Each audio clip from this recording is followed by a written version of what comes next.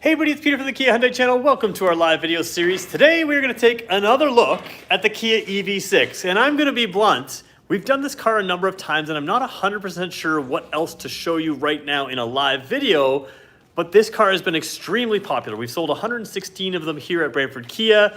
It is our most popular selling vehicle right now. And a lot of it's because you guys are telling us you're seeing some of this, and we're trying to answer as many questions as you can. So we're going to go through this vehicle in detail. It's popular for a reason. There's a lot of cool features on it, so we're going to show you a bunch of those, and there'll be stuff we leave out. We've done a tech video on this. We'll do other videos in the future. We'll do a lot of individual videos on individual features as we move forward, just to help you understand that better. So if you're interested in the Kia EV6 or electric vehicles at all, subscribe to the channel, and we'll have more for you.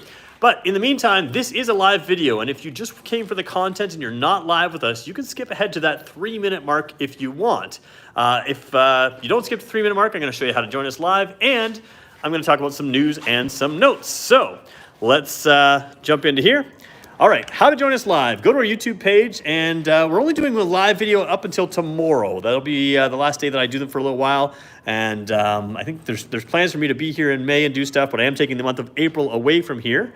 Anyways, if you want to join us live, you go to our YouTube channel at 2 o'clock on a weekday, you refresh the page like this, and you're going to see that video that was there the second ago disappears, and you have our live video. You're going to click into that, you're going to watch an ad, you're going to watch the whole thing, right? No, you're not. You're going to skip it just like I'm going to skip it. All right, we're going to skip this video, or the ad. If you are in Ontario and you're looking to buy a car, there are 3 dealers that support this channel: Brantford Kia, Brantford Hyundai, and Owen Sound Hyundai. They have given me a whole bunch of rain to talk about cars and have fun hanging out with you guys every day.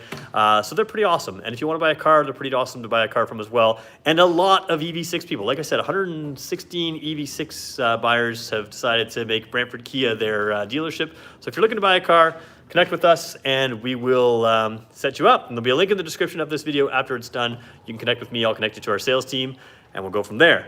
All right, news and notes. Like I said, I'm gone for April, the whole month. You can follow me if you want. If you want to sort of keep an eye on me, this is probably the best place to do it right now. I will be posting on Instagram throughout the month of April, taking a few days. I'm going to do some vacation, some other stuff, and we'll kind of talk about more what's going on in the future. But yeah, so if you want to follow me on Instagram, feel free, no pressure. I won't be offended if you decide not to, but that's what's going on in April. And Gabby and Charlotte are going to take care of most of what's going on here, but we won't be doing the live videos through April. So that's your news and notes. Yeah, and we'll just leave it at that for now. All right, do me a favor, guys. We got 54 people on. We only got 16 likes so far. Let's just, everybody hit the like button right now. We want to basically show people what's this video. So if they're interested in this car, if you are, if you all hit the like button together, they'll get notified and they'll tell us. Someone says, can you come on vacation with me? Sure. Yeah, come with. It'll be fun. All right, you can come with me on Instagram for sure. All right, let's talk about what we've got going on in front of us here. So, all right, this is the key fob. It is a little bit longer than the regular Kia EV or the regular Kia key. So it's an EV6 key. It's a longer key, but it's the exact same as all the other keys. So a little bit longer buttons on there. You can see all the push to hold the trunk button, lock and unlock there, and the horn button. One of the cool features that we like to do here is we like to lock the car here. Then we like to remote start the car, which is really just remote climate the car. So we're going to do that. It'll light up like that, like it just did in the front there. And then we're going to do something kind of crazy. We're just going to drive it with the remote, like a remote control car. So we're going to push this button here. I'm going to continue holding that button down. And I'm going to wait, and I can hear it's doing its thing. And, well, give it a second here. It's already making some noise like it's going to drive. And eventually, sort of, eventually. Okay, so this car is supposed to be moving forward. It's making noise. I don't know why it's not doing it. Oh, I know why, because I got to get closer. Sorry, I got to stand close enough to the car that it'll do this. Maybe closer still? All right, this feels like it should work better on live video, and this is why nobody's gonna miss me. All right, let's try to go backwards. We're standing nice and close, we'll go backwards. There we go, parking brake just released. It's going backwards, guys, ready? I'm not moving the camera, the car's gone. Stopping it right there, because I don't want it to hit the door. Now we'll try to move it forward. Forward here. Let's see if it'll go forward. There we go, it creeped forward for a second, there we go. All right. We're going to stop it there, and as soon as you do that, so that's kind of a fun thing. If it's in a tight parking spot, why didn't it work the first time? Somebody will eventually ask me, and short answer is, I don't know. I don't know why it didn't work. It should work. But yeah, it's pretty cool. It's not something I'm personally going to use, but it's pretty cool to show off to your friends, and it does that. So we're going to turn the car off now by remote starting it again. car turns itself off, parking brake comes on, and it's good to go. So that's one of the cool things with the key fob. The other cool thing with the key fob, I haven't set this up yet, but we'll see if somebody else has. You can approach the rear of the vehicle. Probably not yet. Yeah, sometimes you can just hold this, have it in your pocket or purse near the rear of the vehicle. The powered trunk can operate because it has a proximity sensor, so you don't have to wag your foot underneath the bumper like that. And the biggest thing is I'm going to throw my pocket, approach the door handles here. As I do that, that door handle, just by approaching it, pops out at me. So these are pretty cool, the powered door handles on this trim line. Not all of them are powered. Even if they were in, they're very easy to open. So I'll push it in here, there. And you can just push it in there, pull it out, and the door opens. So pretty simple to work. And why are they like that? Aerodynamics is the short answer. The aerodynamics are really important on an electric vehicle. And I think they do it because they're cool, but they're also there for aerodynamic reasons. So here's what we're going to do today. We're going to take a look at the driver's environment. We're going to come out and take some questions. We're going to go to the rear seat area and show you the space in there. We're going to look at the trunk area. It is a little different than the EV6, or sorry, the Ioniq 5 that we looked at yesterday. So we're going to talk about some of the differences in there, and yeah, we'll just keep going from there. A couple of you are asking some questions. I will answer questions closer to the end of this video. We're going to stay on the car topic, and then I know some of you are asking some other questions off car topic. I will get to those at the end of the video. Feel free to ask them again later then. So in this trim line, you have suede seats, which I quite like. Leather can be cold in the winter. Suede is nice. It's also grippy. It's kind of sporty. You've got a sort of leather area here, which is not filming great because it's so bright white. Let's see if I can, there we go. That's kind of what it looks like. It's got a little stitching in there. The suede seats are perforated in this model. You can see the little holes there. Perforations allow the ventilation to come through. So they are ventilated seats as well. And of course, in a car like this level, you would expect to have memory seats, and you do. So overall, this is a really nice driver's environment. Now, compared to the Ioniq 5, ooh, nobody wants to see that. That's a little too close. All right, gotta move the seat back. Compared to the Ioniq 5, this is similar. You can see that there is a space down there. It's a flat floor, but the EV6 gives you a more traditional car. So you have a ton of space down underneath the gear shift there, if I can film this correctly. You can see that ton of space down there for a purse or stuff, whatever you want to put down there. You got a 12-volt and a USB port there on the left of your screen there. And then you got more USB ports and USB-C ports. So USB there, USB-C over there. Just try to get it focused in here. Come on, you can focus. No, it can't. All right, there we go. Nope, it's having trouble with me today. I don't know why it's not focusing, but that's a USB-C port there. I'm having a struggle of a day, guys. Okay, so you do have all those ports there. I think people mostly want to see the electric car type stuff. So here's the thing. Yesterday I did a video on the Ioniq 5, and we talked about the car in non-EV terms, because I think sometimes EV buyers and people who show their EVs can get really technical and just kind of make it difficult for people. So we're going to stay to non-EV terms in this video. If you want to talk like sort of nerdy EV stuff, we can do that in another video.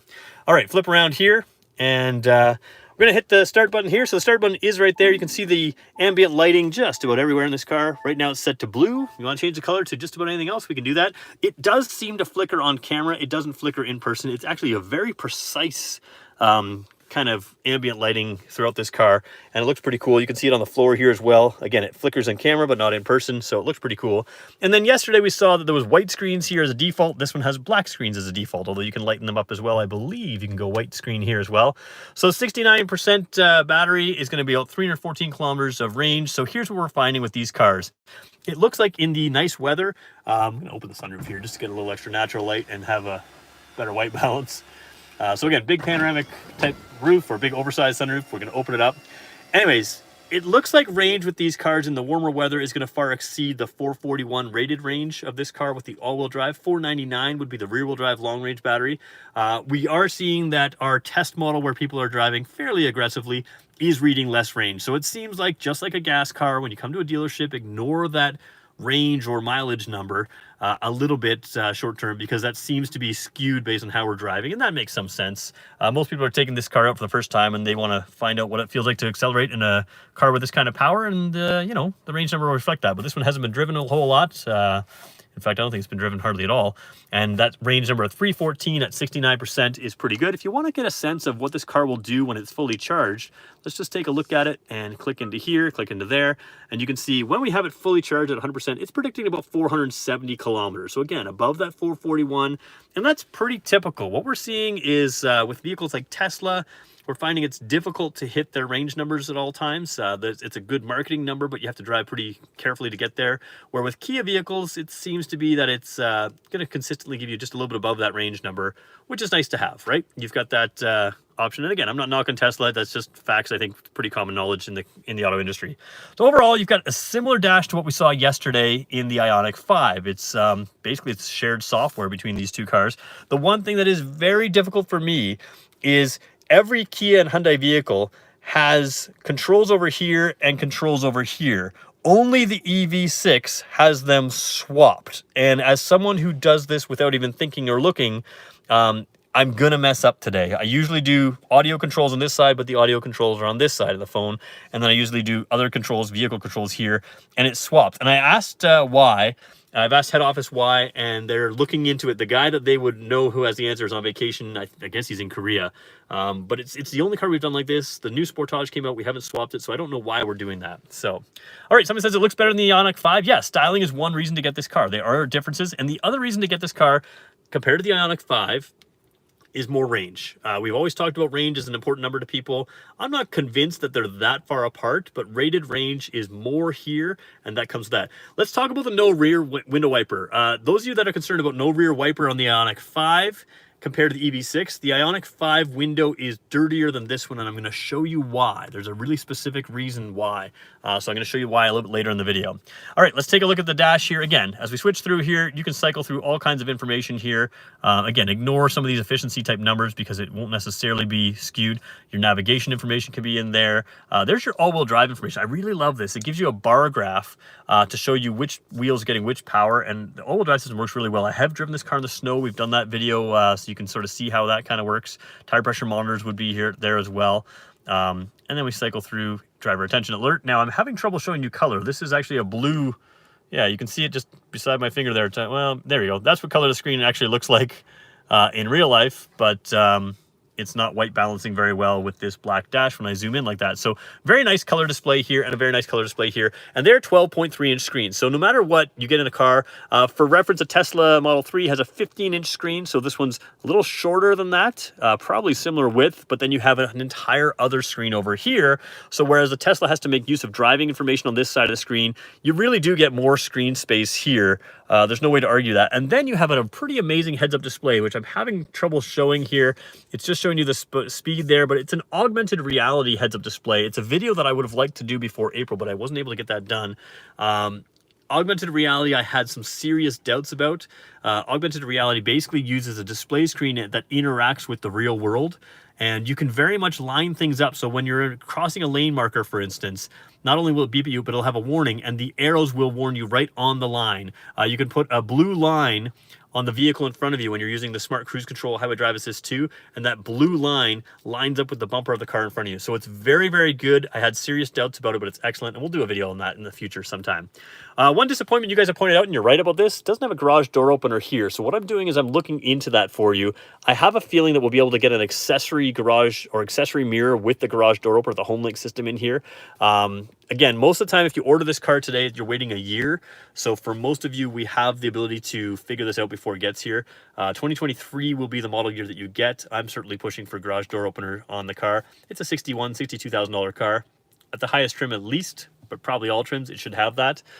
So I know in the States, you guys have that buttons on the mirror there that open it. I'm wondering if it's just an accessory mirror we can just drop in there. That's a direct drop-in replacement. So we're looking into that here for you. And that's, again, why we're selling 114 of these.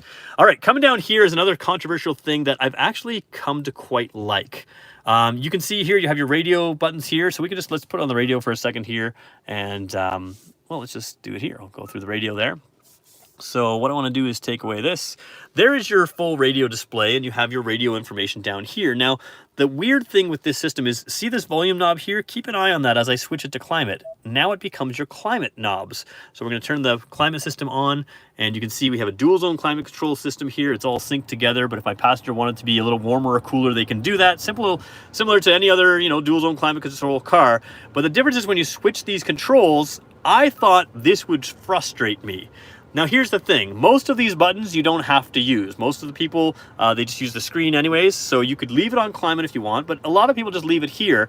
Auto climate is what I want you to use in an EV because fan speed use can affect range and heat and that kind of thing. So if you have it the auto climate and you set it to a temperature that you want, let's say it's 22 degrees, it will reach that temperature and it will adjust things as you go. In an electric vehicle especially, I want you to use the auto climate system as much as possible to help you with range overall. Now you can do certain things like driver only modes and that kind of thing, but we're not going to do that right now.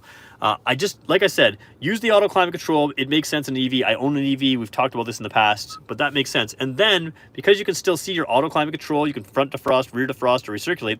The common climate things that you use are still here. You now have a better display screen for some of those extra things. So it does switch back and forth here between the two settings. But I think it works quite well. It's something that I like. Down here, you have touch controls for ventilated seats right here. Heated seats right here. You touch on the display there. I was touching beside it because I wasn't looking at I was looking through the camera. Then you have your heated steering wheel down there.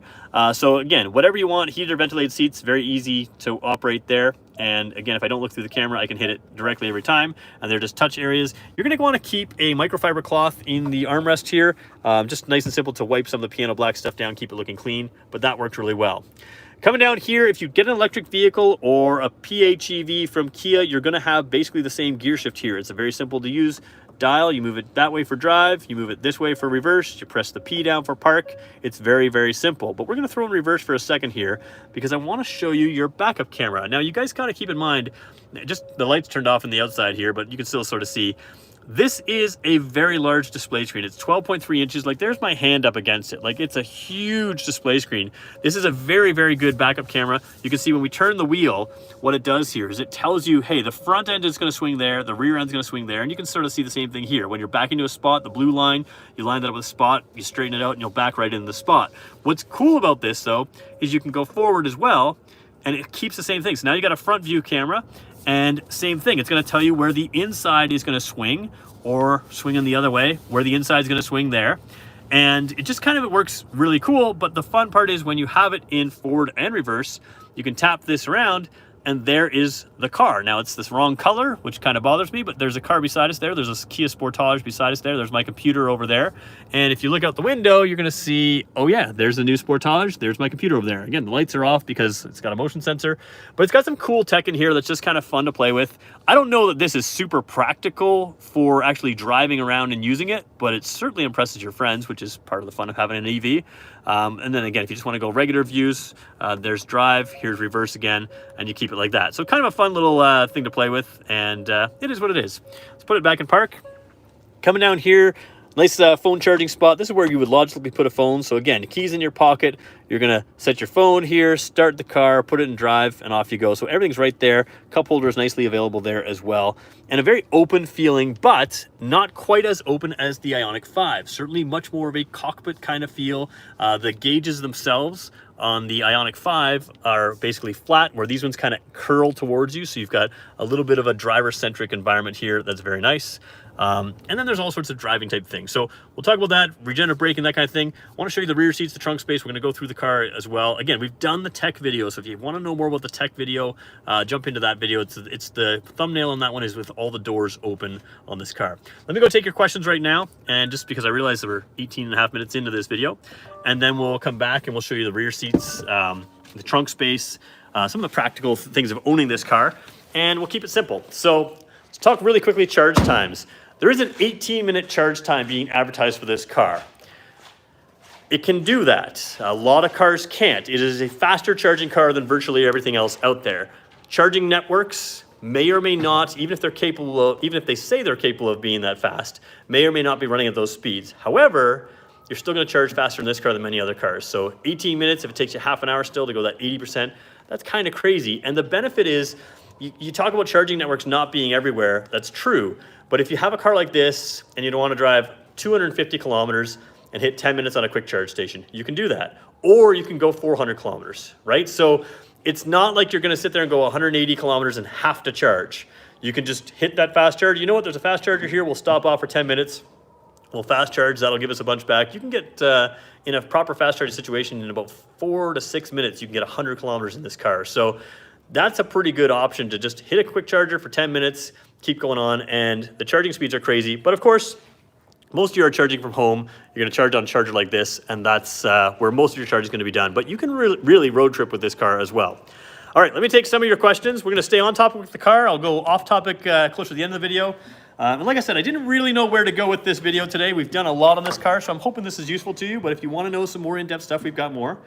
Someone says, hey, Peter, electric vehicle. Yes, this is an electric vehicle. I don't think the back seats slide forward in the back like the Ioniq. Yeah, we're about to show that, so we'll talk about that as well. Someone says the EV6 looks beefier and more stylish. I would go so far as saying it's a benchmark electric car.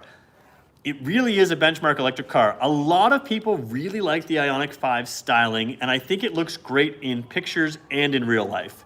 The Kia EV6, to me, looks better in person than it does in pictures. So come see it in person. You can come see it here at Brantford Kia. We've got a bunch of them around, certainly one to drive at all times.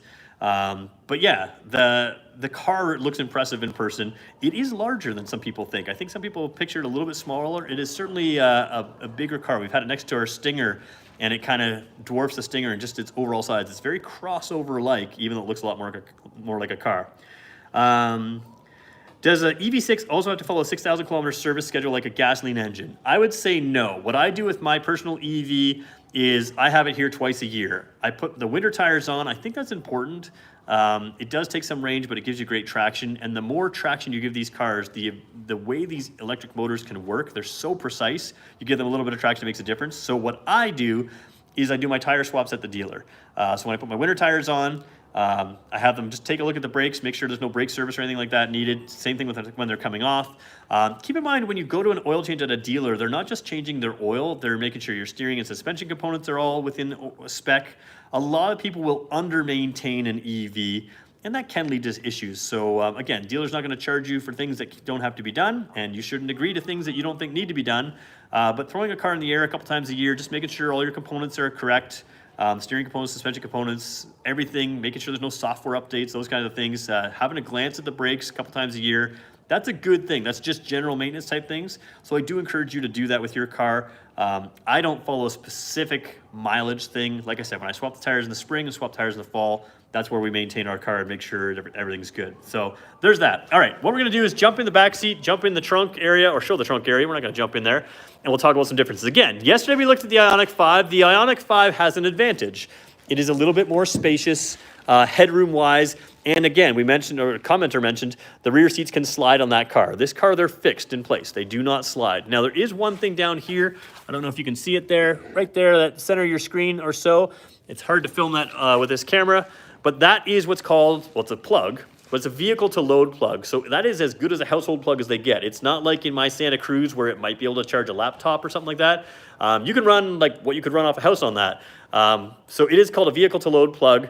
That plug is only in this top trim line. Now you do have an accessory on this top trim line that can plug into the charging port, and again, you can power stuff off of that. You've seen this in the ads for this car. That accessory that plugs in here can be bought on anything with the long range model and it will work. The software is in the car. But the plug inside the car, that one there is only on the top trim line. So jumping in here, we've got heated rear seats, which is kind of nice. Oh, this is upright, so let's fix this. Let's recline it way back like this. So reclined it way back, it's very comfortable whether you're sitting way back or just kind of a comfortable angle. Headroom is less than the Ioniq 5, but perfectly fine for me. Legroom down here, my legs are on the seat, which is what you want. Teslas are not good for that. You sit like this in a Tesla, so that's something to keep in mind. The Ioniq 5, slightly larger rear seat. This is a little bit more driver-centric. I'm certainly comfortable here. Legroom is just not an issue, but of course the Ioniq 5 does have that sliding seat if that matters to you. So yeah, just pros and cons of each. Heated rear seats in this one here. Now they do some cool things here. You've got this weird looking headrest design. And some people think these look really far forward, but the reality is this just comes back a little bit. Headrests are perfectly in line the way they should be, but this becomes an actual coat hook. So you can hang your coats off there, which is kind of nice. You've got an airbag in the middle here, I believe, which is, I have to double check that, but I believe there's an airbag between the cars here, between the seats. You do have a hard plastic cover, which looks like it would be, you know, it's easy to wipe clean, but it has an elasticized connection there. So you have the pocket there. USB-C ports on the side of the driver's seat and the passenger seat. So both seats here have a USB-C port for your rear passengers, and that's why there's no port down there. Some people are concerned that they don't see vents down here, but don't worry. Your rear passengers have vents in the door pillars there. So there's that side there.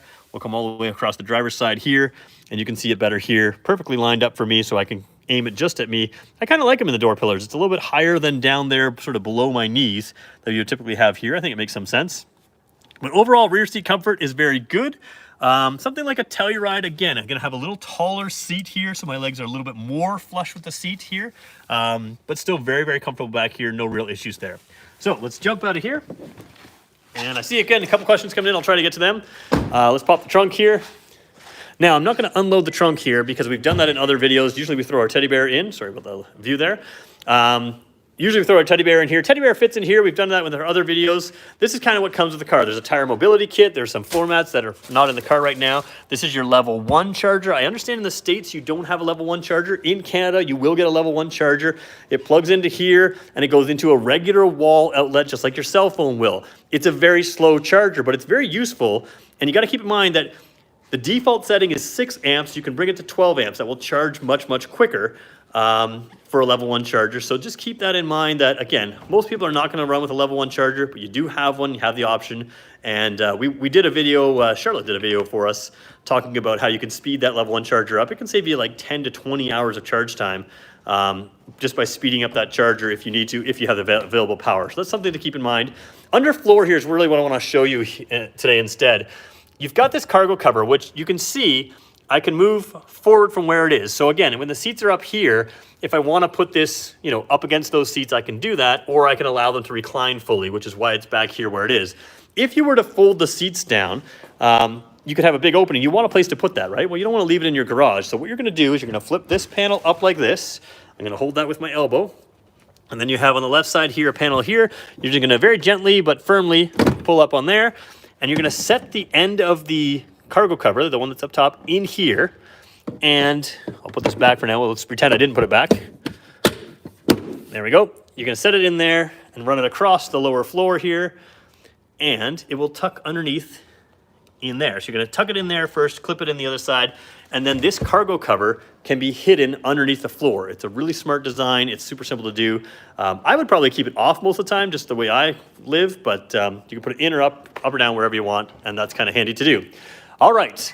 What we're going to do really quickly is just show you a walk around of the lighting. There is one difference here from what I've seen when we went to the LA Auto Show to see this car for the first time, and I think it's worth pointing out, so we'll do that. All right, turn the car. Ooh, nobody wants to see me again. Sorry about that.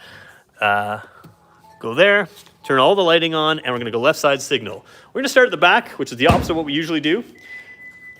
The signal lights on the Canadian cars are up here. Now, we saw at the LA Auto Show, this chromed in section here was actually a yellow signal light, an amber signal light. It is not like that in Canada. Apparently, there's a regulation thing. You guys will have to let me know in the States if that ever came to be. I don't think it was. But anyway, signal light is up there. There is some detail here that is hard to show on camera. It shows over here. Well, it doesn't really show great, but there's just some detail, some patterning in that light. It is a really cool looking car at night. And I remember we talked about inside about the rear window. We talked about why the Ioniq 5, this one, the rear window gets dirty. This is no dirtier than a typical sedan. And I really mean that. The Ioniq 5, I've defended it. I don't think it's as bad as people say, but it is worse than the Kia EV6. The Kia EV6 has this sharp lip spoiler right here that the Ioniq 5 doesn't have. And aerodynamically, that creates this as the back of the car. That's where the suction happens of the dirt sticking to the car, not up here. The Ioniq 5 only has this spoiler, and it has no spoiler down here, and the whole back end of the car becomes that area where the dirt gets stuck, much like my Kia Soul. On this one, the fact that there's no wiper, it is not a problem. It really isn't, because the dirt sticks down there, and we've driven our car a lot outside, and consistently the dirt sits there, not on the window, and it's not a problem. So there's the rear lighting. Let's take a look at the front lighting here. Out here on the passenger side, you've got your daytime running lights up top and down below. So you can see the 1, 2, 3, 4, and it kind of dips into there, and dips out into here. That's your daytime running lights, and they are white. They're a little hard to see with the reflection.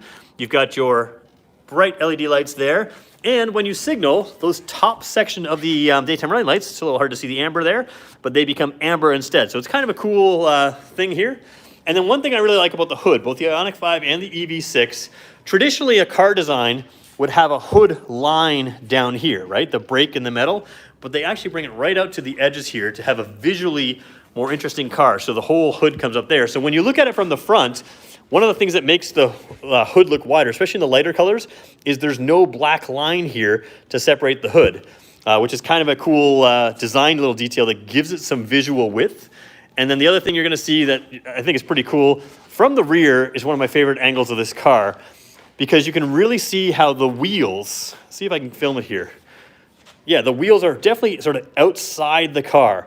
This car handles very well. I was taking it out yesterday and, well, my boss probably isn't watching. I was sliding it around. I was having some fun with it, getting a little bit loose in the corners. It is very predictable. It has a high level of grip, but you've got a lot of power. You can kind of move it around, and it always feels very stable. And that makes sense when you look at the design of this car. This one definitely, compared to the Ioniq 5, feels like the more sporty car at the limit, where the Ioniq 5, until you drive it to the limit, they feel very similar. But when you get a little closer to the limit of grip, you can definitely feel that this is fine. He said Tim probably wouldn't be that bad. So Tim isn't the problem. Tim and I are okay with driving athletically. It might be a problem that the car I was driving is my boss's wife, so Pat's wife. Anyways, he's not watching this far, right? And if he is, I'm taking April off.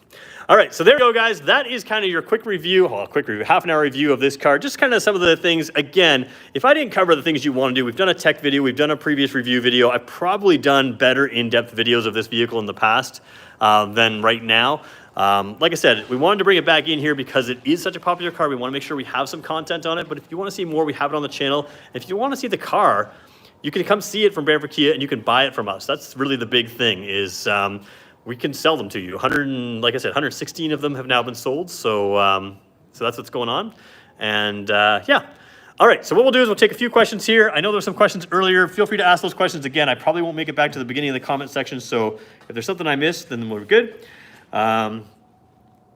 So somebody asked me, I'm not Patrick, I'm Peter. Somebody's saying, people are asking if it's my last day. So short answer, guys, is sometimes you can't tell the internet everything. I am here until tomorrow, which is April 1st. And I get it, April 1st, this is no April Fool's joke. I am taking the month of April off. The short answer is we're figuring some stuff out for May, and we'll see where things head. That's probably the most accurate statement I can make right now. And like I said, unfortunately, just sometimes you can't tell everybody on the internet everything, but that's what's going on. So like I said, you can follow me on Instagram. We'll talk about there. And hey, Tim, I just told people I'm taking the month of April off. Congratulations. And we're figuring out what's going on in May. Is that a fair statement? That is a very fair statement. There we go. So that is from the boss, from me. See, we're on the same page. It's all good. Nobody has to worry. It's all good. We're all good. Anyway, so we're going to leave it there, guys. And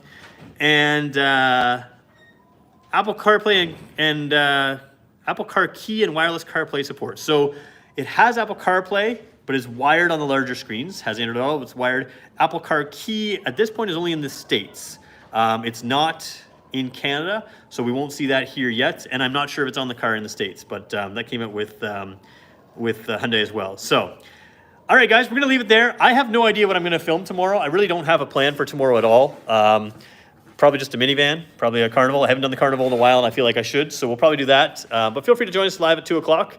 Again, if you guys want to see what's going on, follow me there, and we'll keep you guys up to date on Instagram, and we'll go from there. So thanks, everybody, for watching. If you haven't hit the like button, we've got 158 of you on. We only got 86 likes. I feel like we could have probably hit 100, so if 14 of you want to hit the like button before we close off, that'd be awesome. And I think we'll just leave it there. So thanks, everybody, for joining us, and we'll see you again tomorrow.